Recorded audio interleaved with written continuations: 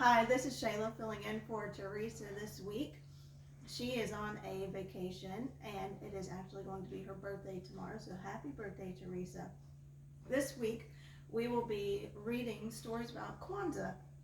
Kwanzaa is a holiday that takes place between December 26th and January 1st. It's a 7-day holiday to celebrate the harvest time in Africa. It is an African American holiday.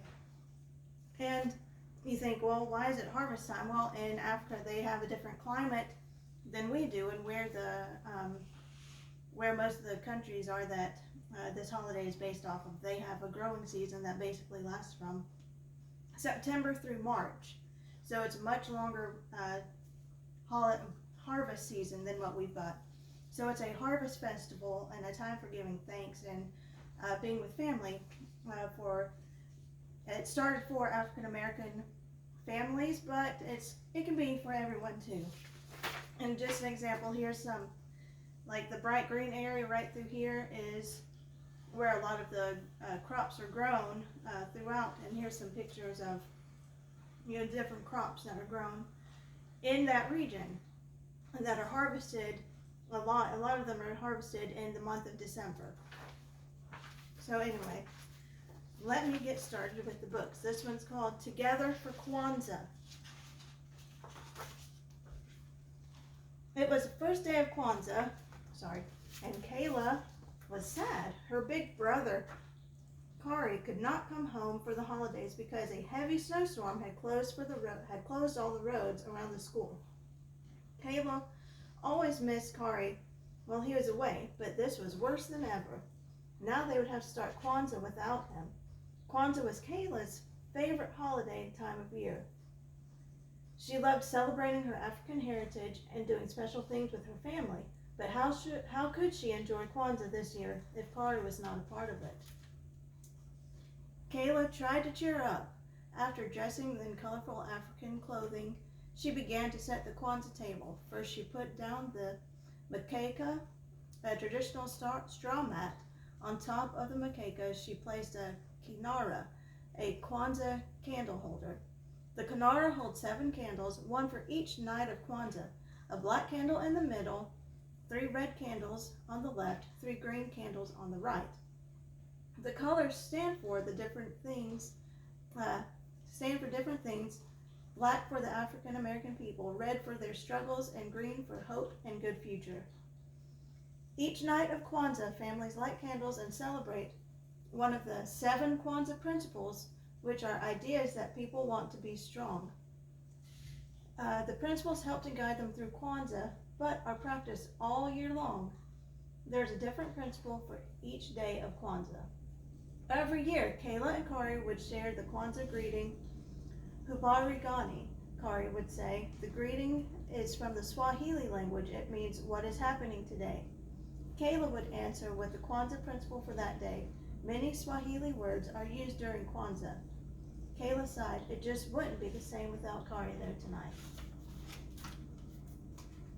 Kayla's parents helped her place fruits and vegetables on the mkeka. The fruits and vegetables are called mazao. They represent the harvest and the importance of working together. Here's the corn, said Kayla. Do you remember the Swahili word? Her mother asked. Muhindi, Kayla answered. The muhindi represents the children and the family. She put 2 ears of corn next to the other Kwanzaa symbols, one for her and one for Kari. When the table was ready, Kayla's mother helped her light the black candle. Kayla knew they would light a red candle the second night, a green one the next night, and so on, until all the candles were burning on the last night.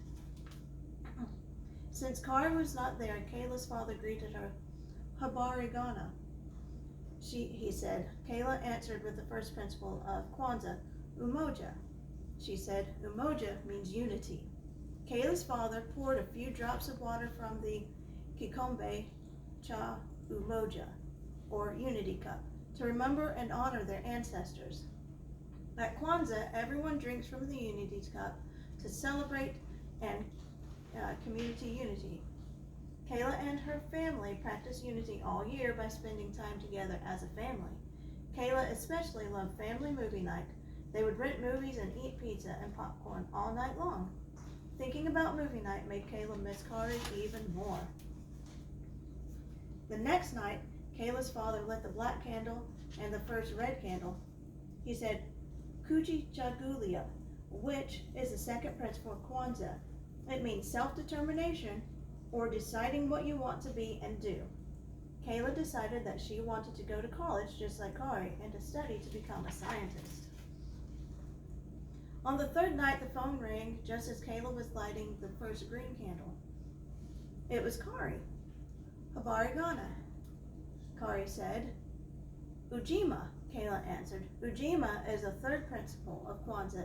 It means working together and being responsible. One way Kayla and her family practiced Ujima during the year was by participating in her school's bake sale. The teachers, parents, and students all worked together to raise money for the community. The black candle, one green candle, and two red candles were lit on the fourth night. Kayla was really happy tonight. The roads were cleared and Kari was on his way home. The principle for the fourth night of Kwanzaa was Ujamaa.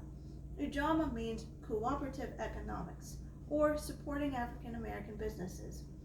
Kayla and her parents loved shopping in Tubman Square, where African Americans sold handmade jewelry, hats, and clothes.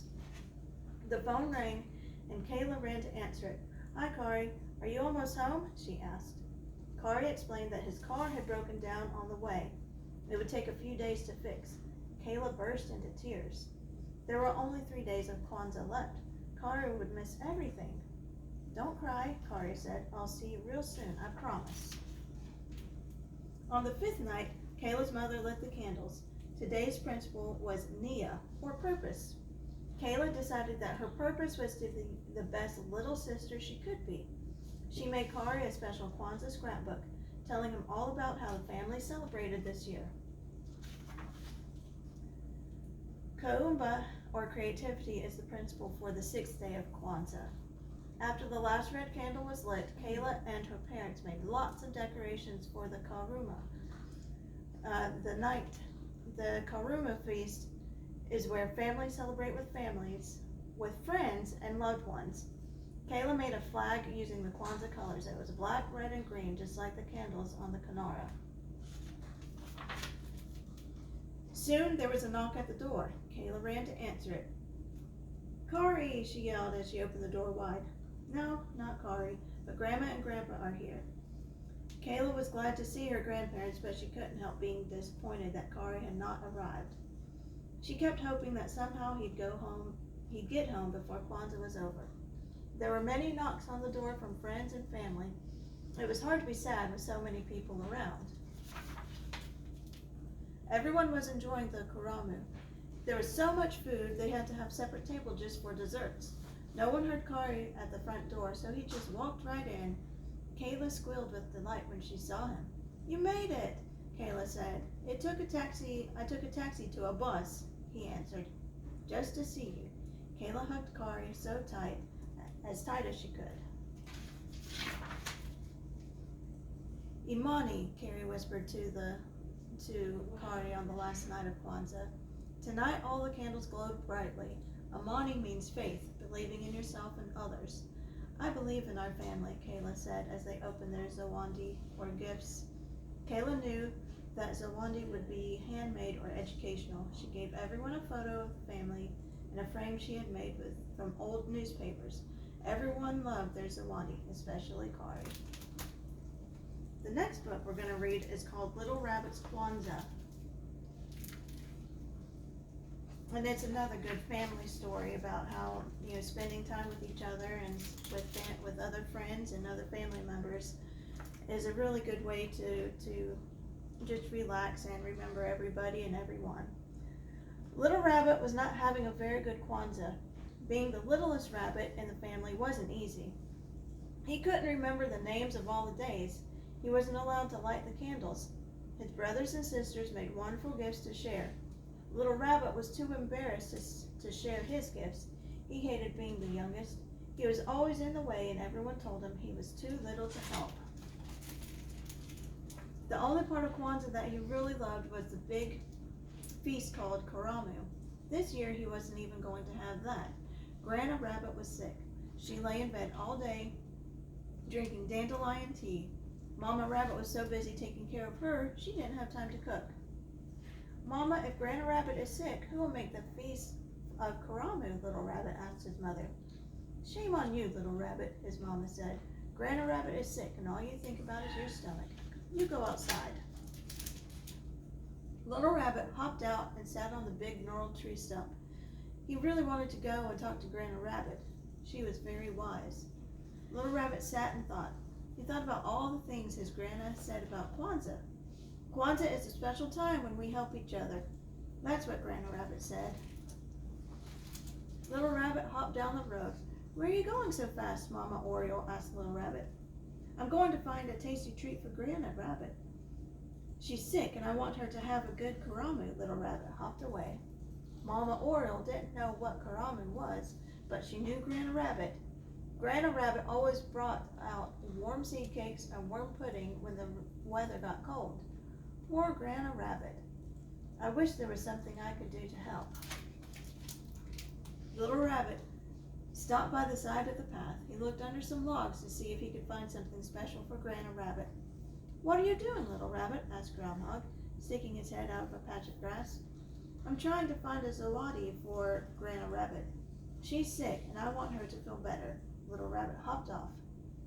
Groundhog didn't know what zawadi was, but he knew Grandma Rabbit. She always had time to make little toys for the animals when they were bored. Poor Grandma Rabbit, said Groundhog. I wish there was something I could do to help. Little Rabbit hopped down to the pond. Maybe he could find something pretty for Grandma Rabbit. What are you doing, Little Rabbit? Asked the frogs. I'm looking for something pretty for Grandma Rabbit. She's sick. She should have something pretty to hang on the wall at Kwanzaa time. Little Rabbit scratched an ear and hopped away. The frogs didn't know anything about Kwanzaa time, but they knew Grandma Rabbit. She could paint beautiful pictures and write wonderful poems. Poor Grandma Rabbit, said one of the frogs. I wish there was something we could do to help. Little Rabbit hopped through the field looking for berries. Where are you going, Little Rabbit? Mama Field Mouse asked. She was dragging all of her children behind her. Grandma Rabbit is sick, said Little Rabbit. I'm going to make sure she has a good karamu. I'm going to find as many berries as I can. Little Rabbit looked proud and hopped through the meadow. Mama Field Mouse didn't know anything about karamu, but she knew Grandma Rabbit. Grandma Rabbit helped out with the children when Mama Field Mouse had to run errands. Poor Grandma Rabbit. I wish there was something I could do to help. Little Rabbit scampered through the trees. Good morning, Little Rabbit, said Papa Squirrel. Why are you sniffing around the trees? I'm looking for something to give Grandma Rabbit. She's sick, and I want her to have a good Kwanzaa. Little Rabbit hopped away. Papa Squirrel didn't know anything about Kwanzaa, but he knew Grandma Rabbit. She always helped him gather nuts in the fall. She even helped him remember where he hid them. Poor Grandma Rabbit. I wish there was something I could do to help. Little Rabbit spent the whole day trying to find something for Grandma Rabbit. He searched as hard as he could, but he didn't find anything at all. He was very sad. I guess I am too little to do anything. As the sun was setting, he hopped slowly home. When he opened the door, he had a big surprise. Everyone was there. Grandma Rabbit was sitting at the big chair with a huge smile on her face. The frogs had brought pink flowers from the lily pads. Mama and Papa Spider hung them from the ceiling like lanterns. Mama Oriole was conducting a fine chorus of birds. Groundhog brought little toys and gifts for everyone. Mama Field Mouse had gotten together with Mama Possum and Mama Raccoon to make a delicious feast. The air was full of excitement.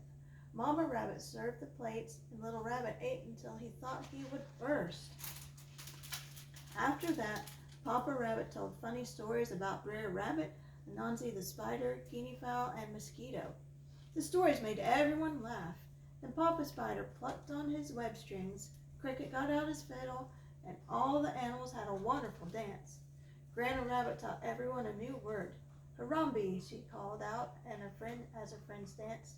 It means let's pull together. We don't need anyone to tell us that, said Papa Squirrel. We already pulled together. Everyone laughed and shouted. Harambe, Harambe, Harambe. When the karamu was over, Little Rabbit sat with his Grandma in the big chair. Why are you so sad, Little Rabbit? His Grandma asked. Didn't you have a good time? Yes, Little Rabbit said quietly, but I wanted to do something special for you. Grandma Rabbit just laughed. You silly rabbit, she said, hugging Little Rabbit tight. If you hadn't gone off looking for karamu this morning, it never would have found its way here tonight. Little Rabbit frowned. But I'm the only one who didn't have anything to share. His Grandma smiled. You shared your dream, Little Rabbit, and your dream brought all our friends and neighbors together. That's a big thing. Little Rabbit felt proud. My dream did all that? Yes. I'm not surprised, though, his Grandma said. Why not? Little Rabbit asked. Because I have faith in you. If you have faith, Little Rabbit, there's always hope. Oh, I'll try to remember that, said Little Rabbit, yawning. By the way, said Grandma Rabbit, snuggling him close, this was the best karamu ever. And like I said, there's 7 days of Kwanzaa, and each day has a principle. So day 1 means unity. Day 2 is self-determination, and that's kind of where you kind of search about what you want to do and who you want to be in life. Day 3 is about working together with family, with friends in the community. Day 4 is supporting each other in business, like helping each other. Like if you've got a friend who works in a small town business that's their own, go ahead and go shop with them to help them out. Day 5 means purpose. It means trying to find your purpose in life, what you want to be, how you want to behave with others. Day 6 is creativity, learning new things, sharing music and your coloring skills, and maybe writing poetry and drawing. On day 7, it's faith. It's about having faith in yourself and your family members and hoping for something better. It's a very, very good holiday, and one that we should all try to focus on. In your bags for you're going to be getting a treat, but you're also going to be getting your craft, and your craft will be assembling a candlestick holder and be putting in your candles, and there's one for each day of Kwanzaa. And you'll also be getting various coloring sheets, and I've been working on mine. And use bright colors, because in lots of cultures, like in Africa, they use really bright colors for their clothing. And have fun and be festive with it. I hope you guys are having a great holiday season, and we'll see you again next week. Bye.